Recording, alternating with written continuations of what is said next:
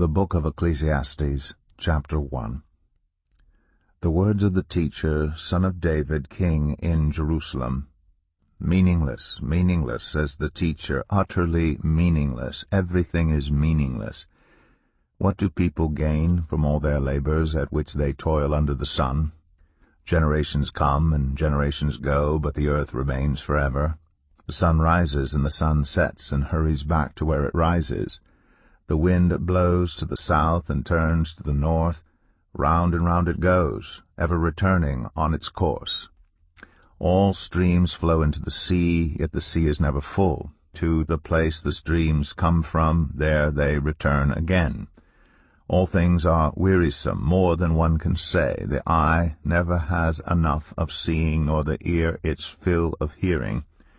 What has been will be again. What has been done will be done again. There is nothing new under the sun.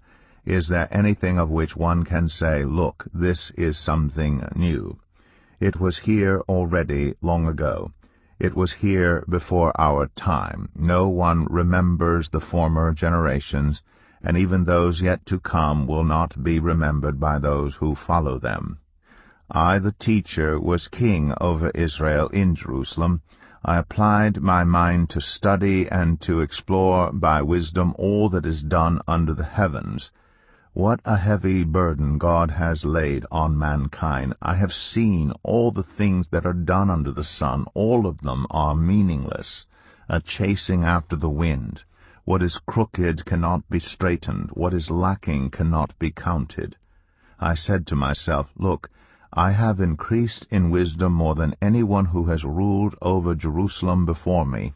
I have experienced much of wisdom and knowledge.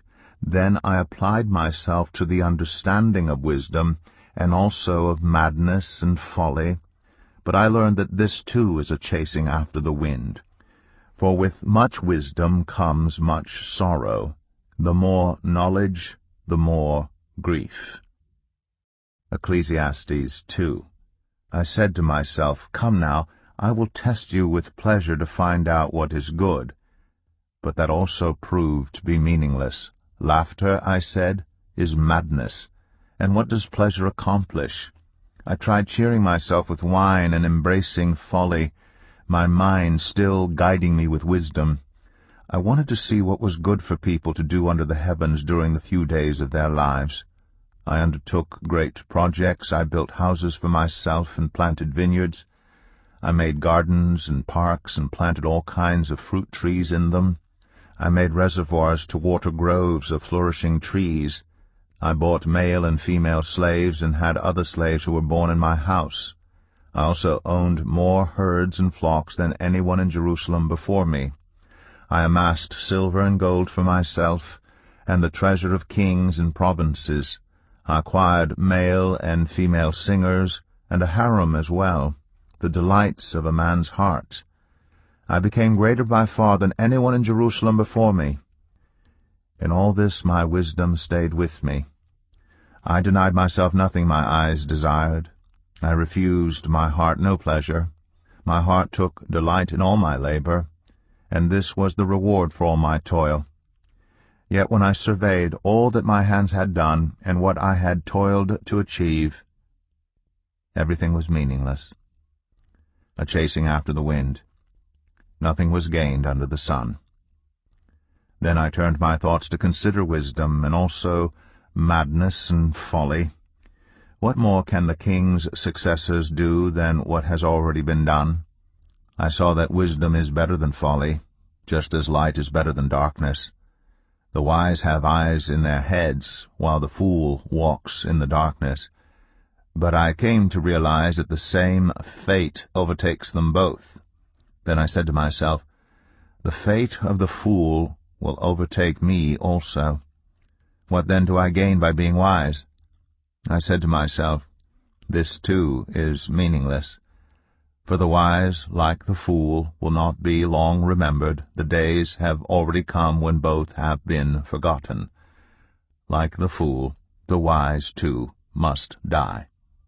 So I hated life, because the work that is done under the sun was grievous to me. All of it is meaningless, a chasing after the wind. I hated all the things I had toiled for under the sun, because I must leave them to the one who comes after me. And who knows whether that person will be wise or foolish?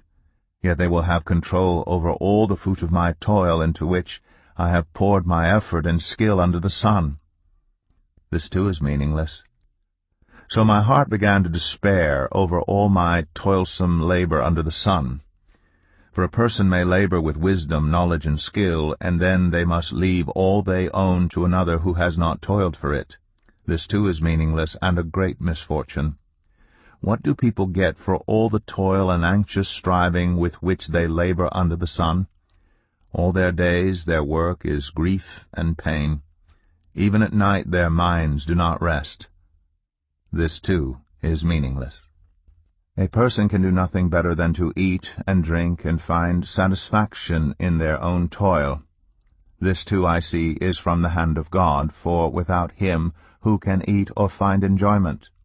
To the person who pleases him, God gives wisdom, knowledge, and happiness, but to the sinner he gives the task of gathering and storing up wealth to hand it over to the one who pleases God. This too is meaningless, a chasing after the wind. Ecclesiastes 3. There is a time for everything, and a season for every activity under the heavens, a time to be born and a time to die, a time to plant and a time to uproot, a time to kill and a time to heal, a time to tear down and a time to build, a time to weep and a time to laugh, a time to mourn and a time to dance, a time to scatter stones and a time to gather them, a time to embrace and a time to refrain from embracing, a time to search and a time to give up, a time to keep and a time to throw away, a time to tear and a time to mend, a time to be silent and a time to speak, a time to love and a time to hate, a time for war and a time for peace. What do workers gain from their toil? I have seen the burden God has laid on the human race. He has made everything beautiful in its time. He's also set eternity in the human heart, yet no one can fathom what God has done from beginning to end. I know that there is nothing better for people than to be happy and to do good while they live, that each of them may eat and drink and find satisfaction in all their toil. This is the gift of God. I know that everything God does will endure forever. Nothing can be added to it and nothing taken from it. God does it so that people will fear him. Whatever is has already been, and what will be has been before, and God will call the past to account. And I saw something else under the sun. In the place of judgment, wickedness was there. In the place of justice, wickedness was there. I said to myself, God will bring into judgment both the righteous and the wicked, for there will be a time for every activity, a time to judge every deed. I also said to myself, as for humans, God tests them so that they may see that they are like the animals. Surely the fate of human beings is like that of the animals. The same fate awaits them both. As one dies, so dies the other. All have the same breath. Humans have no advantage over animals. Everything is meaningless. All go to the same place. All come from dust, and to dust all return. Who knows if the human spirit rises upward, and if the spirit of the animal goes down into the earth? So I saw that there is nothing better for a person than to enjoy their work, because that is their lot. For who can bring them to see what will happen after them? Ecclesiastes 4. Again I looked, and saw all the oppression that was taking place under the sun. I saw the tears of the oppressed, and they have no comforter. Power was on the side of their oppressors, and they have no comforter. And I declared that the dead who had already died are happier than the living who are still alive. But better than both is the one who has never been born, who has not seen the evil that is done under the sun. And I saw that all toil and all achievement spring from one person's envy of another. This too is meaningless, a chasing after the wind. Fools fold their hands and ruin themselves. Better one handful with tranquility than 2 handfuls with toil and chasing after the wind. Again I saw something meaningless under the sun. There was a man all alone. He had neither son nor brother. There was no end to his toil. Yet his eyes were not content with his wealth. For whom am I toiling, he asked, and why am I depriving myself of enjoyment? This too is meaningless, a miserable business. 2 are better than 1 because they have a good return for their labor. If either of them falls down, one can help the other up. But pity anyone who falls and has no one to help them up. Also, if 2 lie down together, they will keep warm, but how can one keep warm alone? Though one may be overpowered, 2 can defend themselves. A cord of 3 strands is not quickly broken. Better a poor but wise youth than an old but foolish king who no longer knows how to heed a warning. The youth may have come from prison to the kingship, or he may have been born in poverty within his kingdom. I saw that all who lived and walked under the sun followed the youth, the king's successor. There was no end to all the people who were before them. But those who came later were not pleased with the successor. This too is meaningless, a chasing after the wind. Ecclesiastes 5. Guard your steps when you go to the house of God. Go near to listen rather than to offer the sacrifice of fools who do not know that they do wrong. Do not be quick with your mouth, do not be hasty in your heart to utter anything before God. God is in heaven and you are on earth, so let your words be few. A dream comes when there are many cares, and many words mark the speech of a fool. When you make a vow to God, do not delay to fulfill it. He has no pleasure in fools. Fulfill your vow. It is better not to make a vow than to make one and not fulfill it. Do not let your mouth lead you into sin, and do not protest to the temple messenger, "My vow was a mistake." Why should God be angry at what you say and destroy the work of your hands? Much dreaming and many words are meaningless. Therefore fear God. If you see the poor oppressed in a district, and justice and rights denied, do not be surprised at such things. For one official is eyed by a higher one, and over them both are others higher still. The increase from the land is taken by all. The king himself profits from the fields. Whoever loves money never has enough. Whoever loves wealth is never satisfied with their income. This too is meaningless. As goods increase, so do those who consume them. And what benefit are they to the owners except to feast their eyes on them? The sleep of a laborer is sweet, whether they eat little or much, but as for the rich, their abundance permits them no sleep. I have seen a grievous evil under the sun, wealth hoarded to the harm of its owners, or wealth lost through some misfortune, so that when they have children there's nothing left for them to inherit. Everyone comes naked from their mother's womb, and as everyone comes, so they depart. They take nothing from their toil that they can carry in their hands. This too is a grievous evil. As everyone comes, so they depart. And what do they gain, since they toil for the wind? All their days they eat in darkness, with great frustration, affliction, and anger. This is what I have observed to be good, that it is appropriate for a person to eat, to drink, and to find satisfaction in their toilsome labor under the sun during the few days of life God has given them, for this is their lot. Moreover, when God gives someone wealth and possessions, and the ability to enjoy them, to accept their lot, and to be happy in their toil, this is a gift of God. They seldom reflect on the days of their life, because God keeps them occupied with gladness of heart. Ecclesiastes 6. I have seen another evil under the sun, and it weighs heavily on mankind. God gives some people wealth, possessions, and honor, so that they lack nothing their hearts desire. But God does not grant them the ability to enjoy them, and strangers enjoy them instead. This is meaningless, a grievous evil. A man may have 100 children and live many years, yet no matter how long he lives, if he cannot enjoy his prosperity and does not receive proper burial, I say that a stillborn child is better off than he.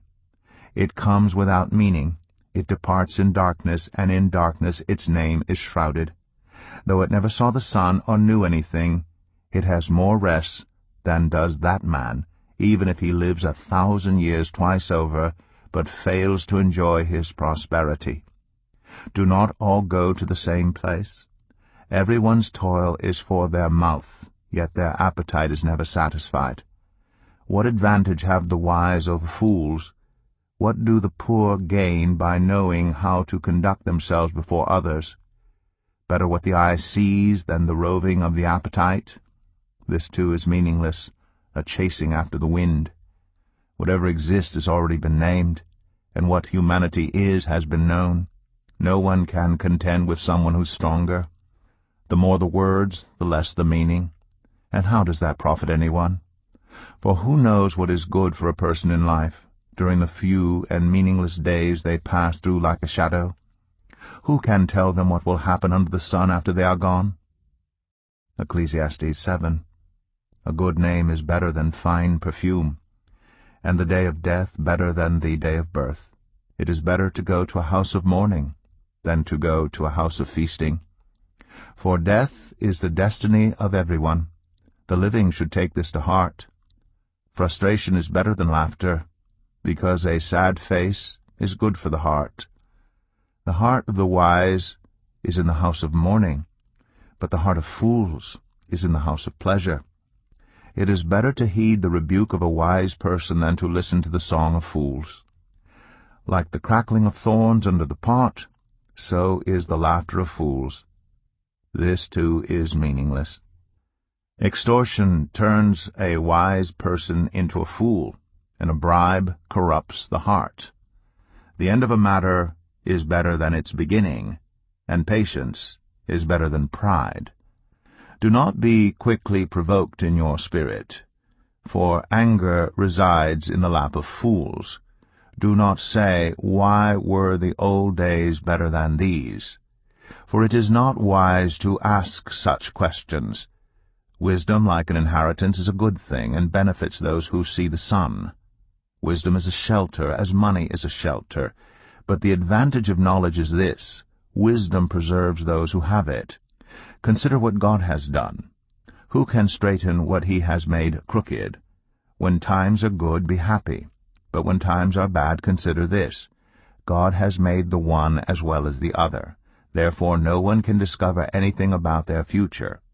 In this meaningless life of mine I have seen both of these, the righteous perishing in their righteousness, and the wicked living long in their wickedness. Do not be over-righteous, neither be over-wise. Why destroy yourself? Do not be over-wicked, and do not be a fool. Why die before your time? It is good to grasp the one and not let go of the other. Whoever fears God will avoid all extremes. Wisdom makes one wise person more powerful than 10 rulers in a city. Indeed, there is no one on earth who is righteous, no one who does what is right and never sins. Do not pay attention to every word people say, or you may hear your servant cursing you. For you know in your heart that many times you yourself have cursed others. All this I tested by wisdom, and I said, I am determined to be wise, but this was beyond me. Whatever exists is far off and most profound. Who can discover it? So I turned my mind to understand, to investigate, and to search out wisdom and the scheme of things, and to understand the stupidity of wickedness and the madness of folly. I find more bitter than death the woman who is a snare, whose heart is a trap, and whose hands are chains. The man who pleases God will escape her, but the sinner she will ensnare. Look, says the teacher, this is what I have discovered, adding one thing to another to discover the scheme of things, while I was still searching, but not finding. I found one upright man among 1,000, but not one upright woman among them all. This only have I found: God created mankind upright, but they have gone in search of many schemes. Ecclesiastes 8. Who is like the wise? Who knows the explanation of things? A person's wisdom brightens their face and changes its hard appearance. Obey the king's command, I say, because you took an oath before God. Do not be in a hurry to leave the king's presence. Do not stand up for a bad cause, for he will do whatever he pleases. Since a king's word is supreme, who can say to him, "What are you doing?" Whoever obeys his command will come to no harm, and the wise heart will know the proper time and procedure. For there is a proper time and procedure for every matter, though a person may be weighed down by misery. Since no one knows the future, who can tell someone else what is to come? As no one has power over the wind to contain it, so no one has power over the time of their death. As no one is discharged in time of war, so wickedness will not release those who practice it. All this I saw, as I applied my mind to everything done under the sun. There is a time when a man lords it over others to his own hurt. Then, too, I saw the wicked buried, those who used to come and go from the holy place and receive praise in the city where they did this. This, too, is meaningless. When the sentence for a crime is not quickly carried out, people's hearts are filled with schemes to do wrong. Although a wicked person who commits 100 crimes may live a long time, I know that it will go better for those who fear God, who are reverent before him. Yet because the wicked do not fear God, it will not go well with them, and their days will not lengthen like a shadow. There is something else meaningless that occurs on earth: the righteous who get what the wicked deserve, and the wicked who get what the righteous deserve. This, too, I say, is meaningless. So I commend the enjoyment of life, because there's nothing better for a person under the sun than to eat and drink and be glad. Then joy will accompany them in their toil all the days of the life God has given them under the sun. When I applied my mind to know wisdom and to observe the labor that is done on earth, people getting no sleep day or night, then I saw all that God has done. No one can comprehend what goes on under the sun. Despite all their efforts to search it out, no one can discover its meaning. Even if the wise claim they know, they cannot really comprehend it. Ecclesiastes 9.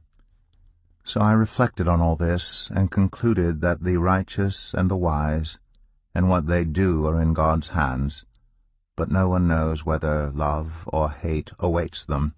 All share a common destiny: the righteous and the wicked, the good and the bad, the clean and the unclean, those who offer sacrifices and those who do not. As it is with the good, so with the sinful; as it is with those who take oaths, so with those who are afraid to take them. This is the evil in everything that happens under the sun. The same destiny overtakes all. The hearts of people, moreover, are full of evil, and there is madness in their hearts while they live, and afterward they join the dead. Anyone who is among the living has hope. Even a live dog is better off than a dead lion. For the living know that they will die, but the dead know nothing. They have no further reward, and even their name is forgotten. Their love, their hate, and their jealousy have long since vanished. Never again will they have a part in anything that happens under the sun.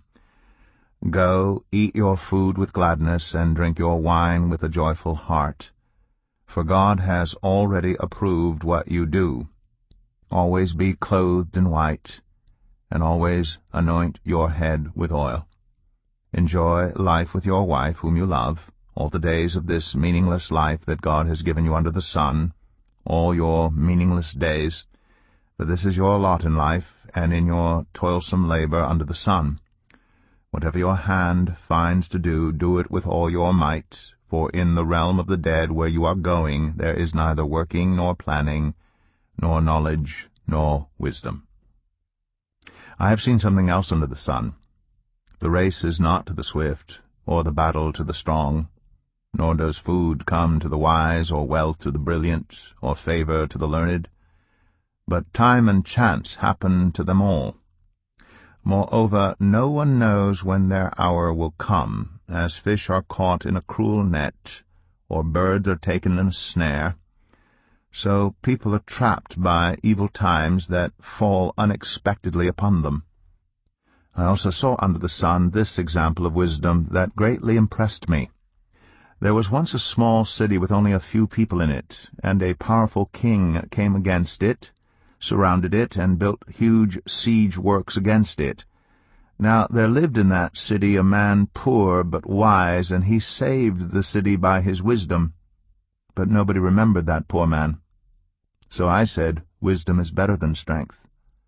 But the poor man's wisdom is despised, and his words are no longer heeded. The quiet words of the wise are more to be heeded than the shouts of a ruler of fools. Wisdom is better than weapons of war, but one sinner destroys much good. Ecclesiastes 10. As dead flies give perfume a bad smell, so a little folly outweighs wisdom and honor. The heart of the wise inclines to the right, but the heart of the fool to the left. Even as fools walk along the road, they lack sense and show everyone how stupid they are. If a ruler's anger rises against you, do not leave your post. Calmness can lay great offenses to rest. There is an evil I have seen under the sun, the sort of error that arises from a ruler. Fools are put in many high positions, while the rich occupy the low ones. I have seen slaves on horseback, while princes go on foot like slaves. Whoever digs a pit may fall into it. Whoever breaks through a wall may be bitten by a snake. Whoever quarries stones may be injured by them. Whoever splits logs may be endangered by them. If the axe is dull, and its edge unsharpened, more strength is needed, but skill will bring success. If a snake bites before it is charmed, the charmer receives no fee. Words from the mouth of the wise are gracious, but fools are consumed by their own lips. At the beginning their words are folly, at the end they are wicked madness, and fools multiply words. No one knows what is coming. Who can tell someone else what will happen after them? The toil of fools wearies them. They do not know the way to town. Woe to the land whose king was a servant, and whose princes feast in the morning. Blessed is the land whose king is of noble birth, and whose princes eat at a proper time, for strength and not for drunkenness. Through laziness the rafters sag. Because of idle hands the house leaks. A feast is made for laughter. Wine makes life merry, and money is the answer for everything. Do not revile the king even in your thoughts, or curse the rich in your bedroom, because a bird in the sky may carry your words, and a bird on the wing may report what you say. Ecclesiastes 11. Ship your grain across the sea. After many days you may receive a return. Invest in 7 ventures, yes, in 8. You do not know what disaster may come upon the land. If clouds are full of water, they pour rain on the earth. Whether a tree falls to the south or to the north, in the place where it falls, there it will lie. Whoever watches the wind will not plant. Whoever looks at the clouds will not reap. As you do not know the path of the wind, or how the body is formed in a mother's womb, so you cannot understand the work of God, the Maker of all things. Sow your seed in the morning, and at evening let your hands not be idle. For you do not know which will succeed, whether this or that, or whether both will do equally well. Light is sweet, and it pleases the eyes to see the sun. However many years anyone may live, let them enjoy them all. But let them remember the days of darkness, for there will be many. Everything to come is meaningless. You who are young, be happy while you are young, and let your heart give you joy in the days of your youth. follow the ways of your heart and whatever your eyes see, but know that for all these things God will bring you into judgment. So then, banish anxiety from your heart, and cast off the troubles of your body, for youth and vigor are meaningless. Ecclesiastes 12. Remember your Creator in the days of your youth, before the days of trouble come, and the years approach when you will say, I find no pleasure in them. Before the sun and the light and the moon and the stars grow dark, and the clouds return after the rain, when the keepers of the house tremble, and the strong men stoop, when the grinders cease because they are few, and those looking through the windows grow dim, when the doors to the street are closed, and the sound of grinding fades, when people rise up at the sound of birds, but all their songs grow faint, when people are afraid of heights and of dangers in the streets, when the almond tree blossoms and the grasshopper drags itself along, and desire no longer is stirred, then people go to their eternal home, and mourners go about the streets. Remember him before the silver cord is severed, and the golden bowl is broken, before the pitcher is shattered at the spring, and the wheel broken at the well, and the dust returns to the ground it came from, and the spirit returns to God who gave it. Meaningless, meaningless, says the teacher. Everything is meaningless. Not only was the teacher wise, but he also imparted knowledge to the people. He pondered and searched out and set in order many proverbs. The teacher searched to find just the right words, and what he wrote was upright and true. The words of the wise are like goads, their collected sayings like firmly embedded nails, given by one shepherd. Be warned, my son, of anything in addition to them. Of making many books there is no end, and much study wearies the body. Now all has been heard. Here is the conclusion of the matter. Fear God, and keep his commandments. For this is the duty of all mankind. For God will bring every deed into judgment, including every hidden thing, whether it is good or evil.